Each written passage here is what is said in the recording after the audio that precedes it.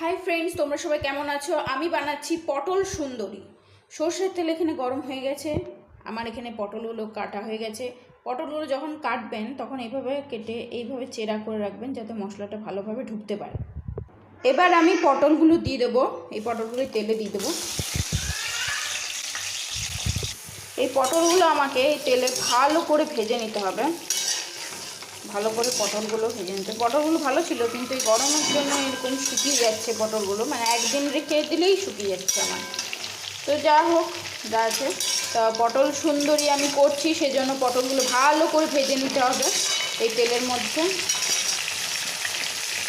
তো এখানে কি কি লাগছে আমার পটল সুন্দরীর জন্য: কাজু কিশমিশ ভিজিয়ে রেখে দিয়েছিলাম, আর এখানে পোস্ত রেখে দিয়েছি। পোস্তটা আমি এই ছোট্ট মিক্সিতে দিয়ে দেবো, মিক্সিতে বেটে নেব। পোস্ত, কাজু আর কিশমিশ আর একটা লঙ্কা, কাঁচা লঙ্কা দিয়ে দেবো। তো আমার ওই কাজু